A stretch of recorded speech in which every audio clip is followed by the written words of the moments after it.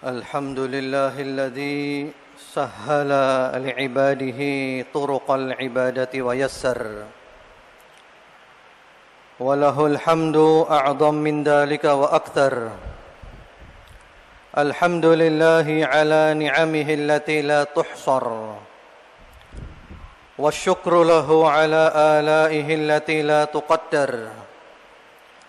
وأشهد أن لا إله إلا الله وحده لا شريك له، تأذن بالزيادة لمن شكر، وتوعد بالعذاب من جحد وكفر. تفرد بالخلق والتدبير، وكل شيء عنده مقدر.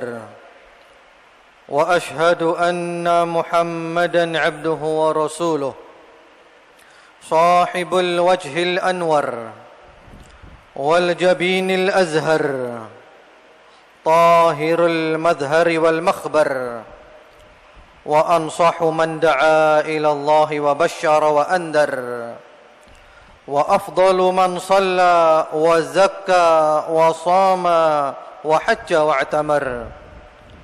صلى الله عليه وعلى آله وسلم تسليما مديدا وأكثر. أما بعد، فاتقوا الله معشر المسلمين، فتقوى الله عدتكم وزادكم لأخراكم وصلاح دنياكم. معشر المسlimin, hamba-hamba Allah yang semoga selalu mendapatkan rahmat dari Allah Subhanahu wa taala. Ada satu makhluk yang terbaik di antara semua makhluk, yang paling sempurna di antara semua yang ada di alam semesta ini, yang kita semua wajib mengenalnya. Di antara ilmu yang wajib menurut para ulama adalah ma'rifatu Nabiyyina Muhammad sallallahu alaihi wa ala alihi wasallam. Kita wajib mengenal Nabi kita, Nabi Muhammad sallallahu alaihi wa ala alihi wasallam. Banyak di antara kaum muslimin saat ini yang salah dalam memilih idola, yang salah dalam memilih kekasih. Padahal masalah idola, masalah kekasih ini adalah masalah yang prinsip yang kita bawa sampai mati nanti, yang kita bawa sampai bertemu dengan Allah Subhanahu wa taala. Al-Imam Al-Bukhari rahimahullahu taala di dalam sahihnya membawakan satu riwayat dengan sanadnya bersambung sampai kepada sahabat Anas radhiyallahu taala anhu.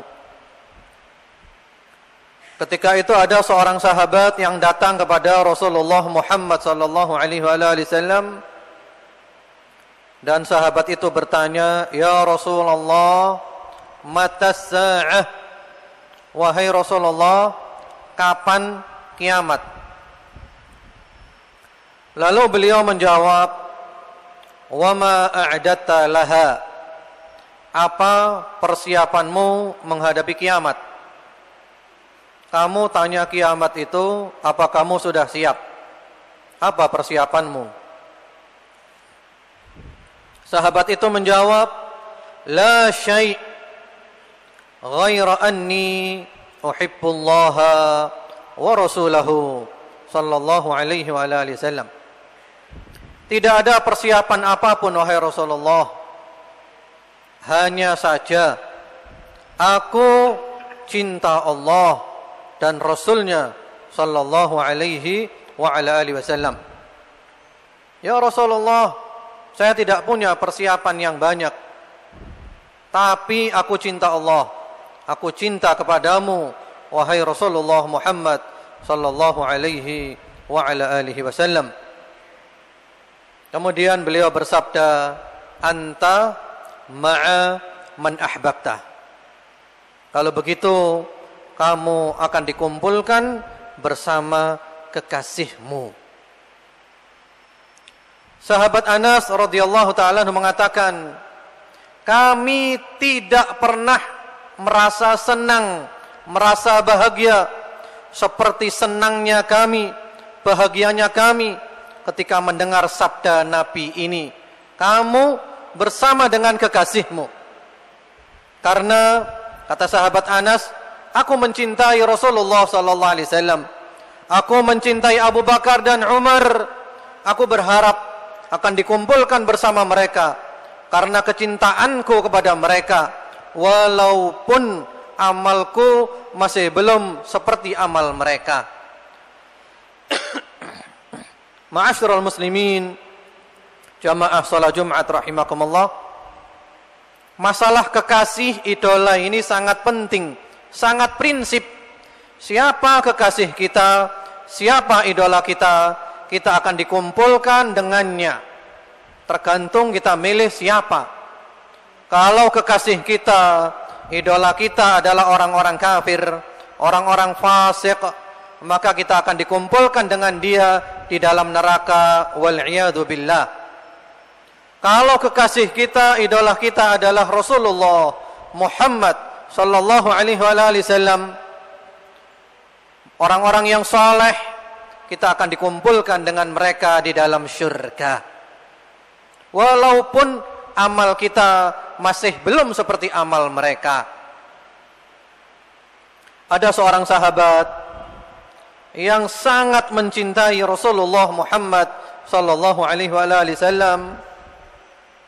Sahabat ini adalah pembantu Nabi yang bernama Thauban radhiyallahu taala anhu. Thauban ini cinta kepada Nabi luar biasa. Pada suatu hari Rasulullah Muhammad sallallahu alaihi wasallam melihat Thauban dalam kondisi yang tidak seperti biasanya. Wajahnya pucat, tubuhnya kurus kering. Kemudian dia seperti orang sumpek, seperti orang bersedih sekali. Lalu Rasulullah SAW bertanya, wahai Thauban, kenapa kau? Apa yang terjadi? Kenapa kondisimu seperti ini? Apakah kau sakit? Lalu kata Thauban, tidak wahai Rasulullah SAW, aku tidak sakit. Aku tidak terkena mara bahaya apapun. Hanya saja wahai Rasulullah, aku sangat mencintai Anda. Dan aku merasa rindu kalau tidak berjumpa dengan Anda. Aku merasakan kesepian yang sangat sampai benar-benar bertemu Anda, wahai Rasulullah Muhammad sallallahu alaihi wasallam. Kemudian aku teringat di akhirat nanti, tentu Anda berada di surga yang paling tinggi bersama para nabi.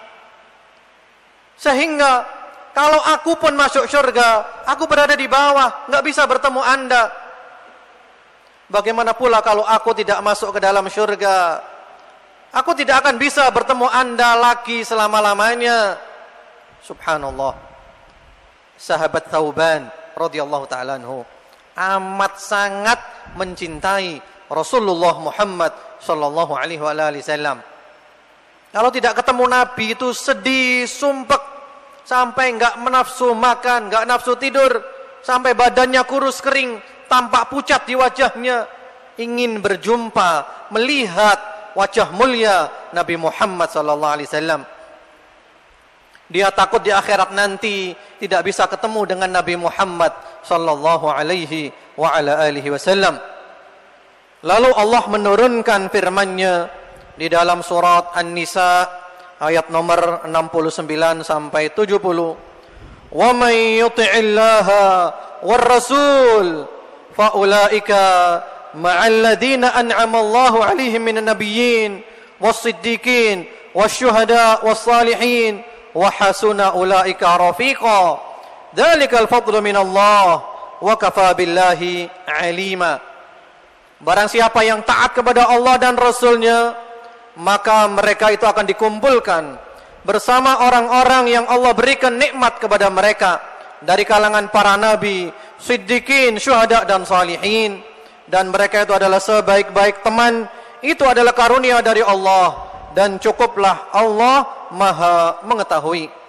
Maksud daripada ayat ini, kalau kau ingin bertemu dengan Nabi, ingin kumpul dengan Nabi di dalam syurga, maka syaratnya adalah wa may yuti'illaha war rasul. Kamu harus taat kepada Allah dan taat kepada Rasulullah Muhammad sallallahu alaihi wa ala alihi wasallam.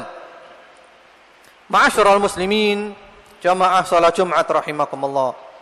Kenapa sahabat Thauban sangat mencintai Rasulullah sallallahu alaihi wasallam? Kenapa? Tentu karena beliau, sahabat Thauban, kenal dengan Rasulullah sallallahu alaihi wasallam.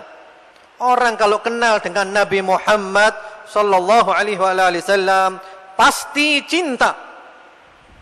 Kalau orang tidak cinta kepada Rasulullah Muhammad sallallahu alaihi wasallam, berarti orang ini belum kenal dengan Nabi Muhammad sallallahu alaihi wasallam, atau informasi yang dia dapat tentang Nabi Muhammad adalah informasi yang salah.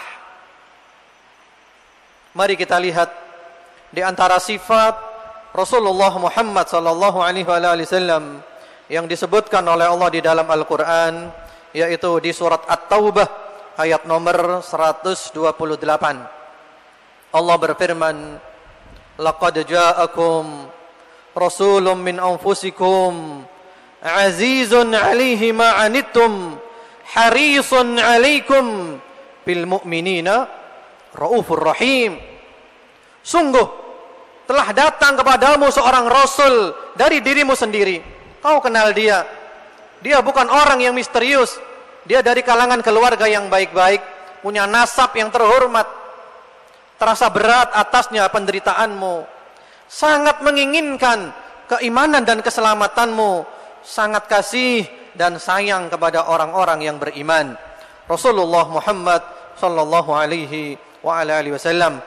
Ini di antara sekelumit sifat-sifat mulia Rasulullah sallallahu alaihi wasallam.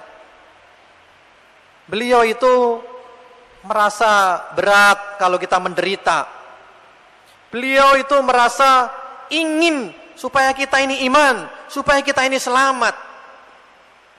Nabi Muhammad itu yang dipikir itu kita. Rasulullah itu mikir kita terus. Sampai Rasulullah sedih. Kenapa umatnya diajak iman tidak mau? Kenapa umatnya diajak baik tidak mau? Rasulullah Muhammad sallallahu alaihi wasallam itu mikir kita. Yang dipikir itu umatnya. Sehingga di dalam Al-Quran, kalau kita membaca surat Al-Kahfi, surat yang dianjurkan dibaca setiap hari Jumat, ayat nomor 6, Allah subhanahu wa ta'ala berfirman, fala'allaka bakhi'un nafsaka ala atharihim illam yu'minu bihadal hadithi asafa.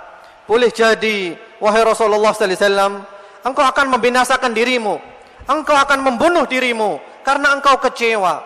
Mereka engkau ajak iman tidak mau. Jadi Rasulullah saking kecewanya sampai ingin membunuh dirinya. Kenapa ini orang-orang diajak iman enggak mau, diajak masuk surga tidak mau? Rasulullah kecewa, Rasulullah bersedih. Rasulullah mikir umatnya. Jalan ke surga telah diterangkan semuanya supaya kita menempuhnya dan supaya kita selamat. Jalan ke neraka telah diterangkan semuanya supaya kita tidak menempuh jalan itu, enggak masuk ke dalam neraka. Beliau bersabda, kullu ummati yadkhulunal jannah illa man aba. Semua umatku masuk surga kecuali orang yang enggan, yang tidak mau. Para sahabat heran, wa man ya'ba ya Rasulullah? Siapakah yang enggan wahai Rasulullah? Beliau bersabda, man ata'ani dakhalal jannah wa man 'asani faqad aba. Orang yang taat kepadaku, dia masuk ke dalam surga. Orang yang mendurhakai aku, berarti dia enggan, tidak mau masuk ke dalam surga. Allahu akbar. Ma'asyiral muslimin, jamaah salat Jumat rahimakumullah. Pernah pada suatu malam Rasulullah sallallahu alaihi wasallam membaca satu ayat di dalam Al-Qur'an, yaitu surat Al-Maidah ayat 118. Ini kisah tentang Nabi Isa alaihissalam, dan ini adalah doanya Nabi Isa. Ketika Rasulullah baca sampai di ayat ini, in tu'adzibhum fa innahum ibaduk wa in taghfir lahum fa innaka antal azizul hakim. Ya Allah, jika engkau azab mereka, mereka adalah hamba-Mu sendiri. Tapi jika engkau ampuni mereka, ya Allah, engkau adalah maha perkasa, tapi engkau juga maha bijaksana. Ketika sampai di ayat ini, Rasulullah mengulang-ulang membacanya sambil mengangkat tangannya, sambil nangis, berlinang air mata. Beliau mengatakan, Allahumma ummati, ummati. Ya Allah, selamatkan umatku, selamatkan umatku. Rasulullah mikir kita. Rasulullah tidak ingin kita diazab oleh Allah Subhanahu wa taala. Rasulullah ingin kita diampuni oleh Allah Subhanahu wa taala. Lalu Allah mengirim malaikat Jibril memberitahukan kepada Rasulullah sallallahu alaihi wasallam bahwa keinginan Nabi dipenuhi oleh Allah Subhanahu wa taala, bahwa Allah tidak akan mengazab umatnya Nabi Muhammad sallallahu alaihi wasallam kalau mereka taat kepada Nabi Muhammad sallallahu alaihi wasallam. Bahkan di dalam riwayat yang sahih disebutkan tentang kejadian hari kiamat nanti, manusia di padang mahsyar panas, kumpul semuanya, dibiarkan oleh Allah. Allah murka saat itu. Lalu kita mendapat ilham untuk datang kepada kakek kita, Nabi Adam, memohon syafaat, bantuan Nabi Adam. Nabi Adam tidak sanggup, Nabi Nuh tidak sanggup, Nabi Ibrahim tidak sanggup, Nabi Musa tidak sanggup, Nabi Isa tidak sanggup. Nabi Muhammad sallallahu alaihi wasallam yang sanggup. Beliau mengatakan, analaha, aku bantu kalian. Lalu beliau bersujud memuji-muji Allah Subhanahu wa taala, menyanjung-nyanjung Allah Subhanahu wa taala. Lalu Allah mengatakan, ya Muhammad, irfa' ra'sak was'al tu'ta washfa' tushaffa. Hai Muhammad, angkat kepalamu, mintalah diberikan permintaanmu, berilah syafaat, kau diberi izin untuk memberikan syafaat. Lalu beliau berdoa mengatakan, Allahumma ummati, ummati. Ya Allah, selamatkan umatku, selamatkan umatku. Sementara para nabi yang lainnya hanya berdoa, Allahumma sallim, sallim. Ya Allah, selamatkan aku, selamatkan aku. Hanya Nabi Muhammad yang mikir umatnya, mikir kita semua ini. Rasulullah Muhammad SAW berdakwah di Mekah, dihina, dicaci, difitnah, diintimidasi, diludahi. Tapi ludah enggak sempat kena wajah mulia Rasulullah sallallahu alaihi wasallam. Bahkan beliau diinjak lehernya oleh Abu Jahal, tapi dia terpental. Ya, macam-macam dilakukan kepada beliau, sampai akhirnya beliau berpikir untuk hijrah ke Taif. Berangkat ke Taif dengan harapan di Taif diterima dakwah di sana.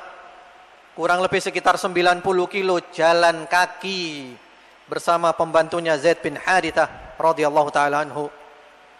Ternyata ketika sampai di Taif, pembesar-pembesar Taif mendustakan, mengerahkan massa untuk menyambut kedatangan Rasulullah sallallahu alaihi wasallam dengan teriak-teriakan, dengan hinaan, dengan caci maki, dengan cemooh, bahkan dengan lemparan batu.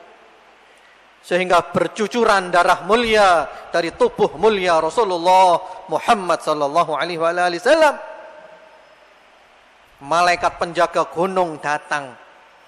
Malaikat penjaga gunung menawarkan kepada Nabi, hai Nabi Muhammad, apakah kau mau kalau gunung ini aku ledakkan biar mereka mati semuanya? Mereka menghina kamu, mereka melempari kamu dengan batu. Apa kata Rasulullah sallallahu alaihi wasallam? Jangan wahai malaikat. Inni la arju an yukhrijallahu min aslabihim man ya'budullaha wahdah la yusyriku bi syai'a.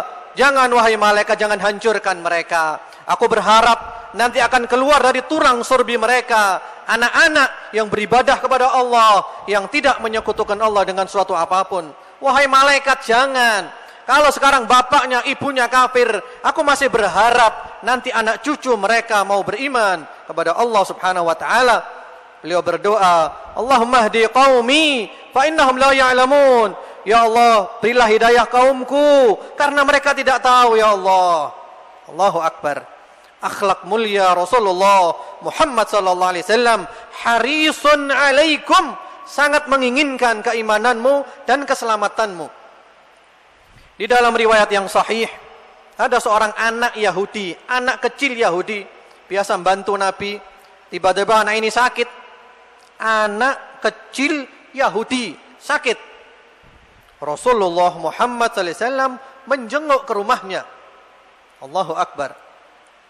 Beliau duduk di samping kepala anak Yahudi ini sambil mengatakan, aslim, masuklah kau Islam. Lalu sang anak meminta izin kepada ayahnya dan ayahnya mengizinkan. Anak itu pun mengucapkan 2 kalimat syahadat. Lalu beliau mengatakan, alhamdulillahilladzi anqadhahu minan nar. Segala puji bagi Allah yang telah menyelamatkan dia dari api neraka.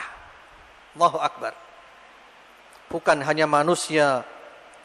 Di dalam riwayat yang sahih disebutkan, ada seekor onta. Onta datang kepada Nabi, nangis di depan Nabi onta ini. Ternyata onta ini mengadu, dia didolimi oleh pemiliknya. Lalu Nabi Muhammad SAW panggil pemilik onta itu, dinasehati, bertakwalah kau kepada Allah, jangan mendolimi ontamu. Bukan hanya onta, pohon kurma. Rasulullah Muhammad SAW mula-mula kalau khutbah itu mimbarnya dari pohon kurma. Lalu beliau dibuatkan mimbar yang baru. Beliau pindah kepada mimbar yang baru. Ternyata pohon kurma itu teriak-teriak, nangis histeris, tidak mau ditinggal oleh Nabi Muhammad SAW.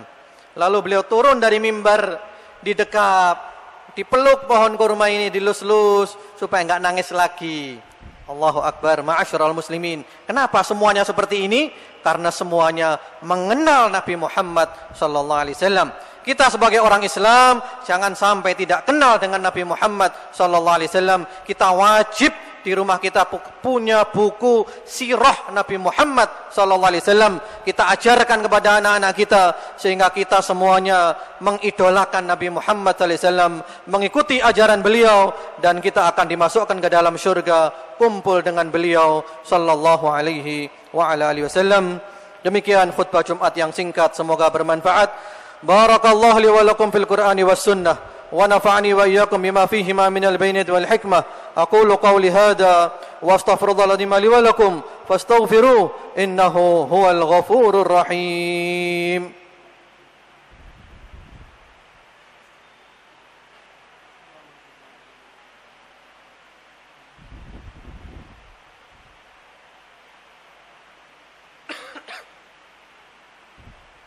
الحمد لله الذي هدانا لهذا وما كنا لنهتدي لولا أن هدانا الله وأشهد أن لا إله إلا الله وحده لا شريك له وأشهد أن محمدا عبده ورسوله صلى الله عليه وعلى آله وسلم تسليما كثيرا أما بعد يا أيها الذين آمنوا اتقوا الله ولتنظر نفس ما قدمت لغد واتقوا الله إن الله خبير بما تعملون واعلموا رحمكم الله أن الله تعالى أمركم بأمر عظيم أمركم بالصلاة والتسليم على سيد الأنبياء والمرسلين فقال تعالى إن الله وملائكته يصلون على النبي يا أيها الذين آمنوا صلوا عليه وسلموا تسليما وقال النبي صلى الله عليه وعلى آله وسلم إن من خير أيامكم يوم الجمعة فأكثروا من الصلاة علي فيه فإن صلاتكم معروضة علي اللهم صل على محمد عبدك ورسولك النبي الأمي وعلى آل محمد وأزواجه وذريته كما صليت على إبراهيم وعلى آل إبراهيم وبارك على محمد النبي الأمي وعلى آل محمد وأزواجه وذريته كما باركت على إبراهيم وعلى آل إبراهيم في العالمين إنك حميد مجيد اللهم وارض عن الخلفاء الراشدين ساداتنا أبي بكر وعمر وعثمان وعلي وعن بقية الصحابة أجمعين وعن التابعين وتابع التابعين ومن تبعهم بإحسان إلى يوم الدين. اللهم ارض عنا معهم بمنك وكرمك وجودك وامتنانك يا رب العالمين. اللهم اغفر للمؤمنين والمؤمنات والمسلمين والمسلمات الأحياء منهم والأموات إنك سميع قريب مجيب الدعوات ويا قاضي الحاجات. اللهم صل على محمد وعلى آل محمد. اللهم ارزقنا محبته واتباعه ظاهرا وباطنا. اللهم أمتنا على ملته. اللهم احشرنا في زمرته. اللهم وادخلنا في شفاعته. اللهم اسقنا من حوضه.